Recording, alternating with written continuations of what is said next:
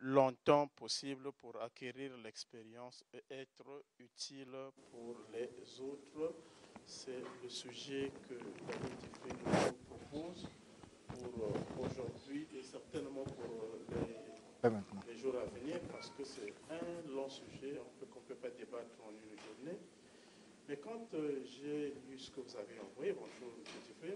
Bonjour. Quand j'ai vu ce que vous avez envoyé, un peu tout le contenu, je me suis dit, vous proposez ce qu'on peut faire. Je me suis posé la question, est-ce que l'homme a-t-il les moyens de pouvoir rester longtemps sur Terre? Est-ce que la vie sur Terre, à un certain moment, ne dépend pas de certaines forces, de certaines entités dont nous n'avons pas la maîtrise? Est-ce que l'homme peut décider de vivre pendant plus de 90 ans afin qu'il demeure utile et qu'il continue à rendre service à l'humanité? Merci beaucoup Thomas Serge Kivuele. Là, vous êtes même allé à la fin de l'exposé. C'est comme ça? Oui, de tout ce que l'on va entreprendre. Vous êtes déjà à la fin. Mais qu'à cela ne tienne, en fait, l'homme, Dieu propose et l'homme dispose. Vous voyez, non? Et c'est ça qui va servir de lanterne pour notre travail. Donc, Dieu propose et l'homme dispose. Donc, tout nous a été donné. Et on est dans un monde d'abondance. Mais c'est à l'homme de faire de son mieux pour savoir ce qui lui convient.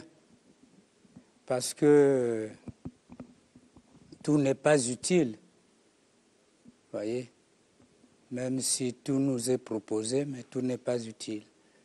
Et c'est là la responsabilité de tout un chacun. S'il le veut, il peut vivre au-delà de 85 ans, 100 ans, en bonne santé, très actif, et vraiment c'est possible. C'est possible. Pourquoi Thomas Serre-Kivuele? C'est parce que sur les plans scientifiques, il a été étudié que le foie, qui est l'organe centralisateur de tout ce que nous mangeons, qui renvoie dans le sang et qui renvoie pour la sortie, le foie a été conçu pour fonctionner pendant 3 siècles. Vous voyez, 300 ans. Et beaucoup de scientifiques sont de commun accord que tous ceux qui meurent avant 121 ans, c'est des morts prématurées. Vous voyez? Donc tous ceux qui meurent avant 121 ans. Ce sont des morts prématurées. Voilà. Il y a quand même la condition humaine, à un certain moment, on se double. Je me demande peut-être c'est ça qui justifie que vous puissiez prôner le végétarisme. Mais je constate, même quand on suit les documentaires, que les animaux qui consomment les herbes vivent plus longtemps que ceux qui consomment, par exemple, de la chair. Est-ce que c'est l'une des raisons qui fait que vous pensez que les humains, pour se maintenir pendant longtemps, devraient plus consommer des végétaux, des légumes que tout autre aliment? Oui, mais il faut expliquer. Et justement, vous touchez le premier point sur lequel on va débattre. Oui. Le premier sous-thème. Savoir se choisir un mode de vie sain. Voyez? Mais on aurait voulu d'abord introduire seulement les sujets ce matin. Il n'y a pas de souci. Pour que les téléspectateurs soient fixés que réellement, aujourd'hui dans le monde, les plus de 100 ans sont nombreux. Et on les interroge maintenant pour savoir s'ils ont un secret de cette longévité, n'est-ce pas? Et en tout cas pour la plupart, de ces centenaires, ils ont beaucoup cultivé la joie de vivre. Ils ont une adaptation extraordinaire, sinon exceptionnelle, aux circonstances de la vie. Par exemple, un centenaire, que ce soit la femme ou l'homme, l'un des deux meurt et lui il reste seul. Voyez? Mais il y a des centenaires qui disent que c'est normal, la vie est ainsi faite, moi je continue ma vie pour le reste du temps. Je n'en fais pas un problème et ils ne pleurent pas aussi, comme nous l'avons dit dans des émissions précédentes sur le cycle d'une vie, que la mort, c'est une étape nécessaire lorsqu'on n'a pas encore un développement spirituel suffisamment organisé. La mort, c'est nécessaire. Donc les centenaires, pour la majorité qui ont été interrogés, c'est des gens altruistes.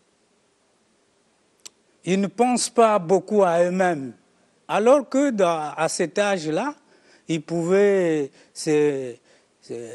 plus penser à eux. Non, ils pensent aux autres, c'est-à-dire à nous qui vivons encore, mais qui sommes ignorants et s'inquiètent pour ça. Est-ce qu'ils vont aussi arriver à cet âge-là? Et d'ailleurs, on peut dire même que c'est ça le vrai sens de la vie, le vrai sens de l'existence, savoir vivre pour les autres. Voilà. Créer la joie pour les autres. Exactement. Rendre service aux autres. Exactement. Ok, merci beaucoup l'ami Jeffrey, mais en réalité, il y a beaucoup de choses à dire. Et vous venez même d'ailleurs de recevoir un diplôme d'honneur. Et donc, vous le savez très bien qu'il y a une semaine de cela, nous avions tenu un événement à l'Institut français du Congo où on a primé les différentes personnes en fonction de ce qu'ils font. Et donc, avec votre permission, surtout que vous m'avez, vous avez même compris ma pensée, que c'est juste une introduction donc, de ce sujet. Si vous le permettez, je vais inviter Ed Chevridias qui va avancer afin de pouvoir continuer donc, ce qu'on a commencé et donc primer. Mais pendant ce temps, tous ceux qui peuvent vous rejoindre, qui veulent vous rejoindre, comment est-ce qu'ils peuvent faire pour cela? Merci beaucoup. Mais nous sommes au 06 664 86 87 et au 04 483 92 90. Ceux qui sont à Brazzaville, ils peuvent venir à Combé le mercredi pour des problèmes divers et les dimanches, comme aujourd'hui, les amis travaillent pendant que moi je suis ici. C'est la question que j'allais vous poser, mais vous êtes ici, qui est là-bas? Voilà, donc non, je ne suis pas omnipotent. Le travail est décentralisé. Et nous prenons part à toute cette grande œuvre du Christ. Et comme il a dit, les ouvriers sont très peu nombreux, donc ce qui fait que nous sommes organisés. Merci beaucoup. C'est donc la fin d'Abattoir.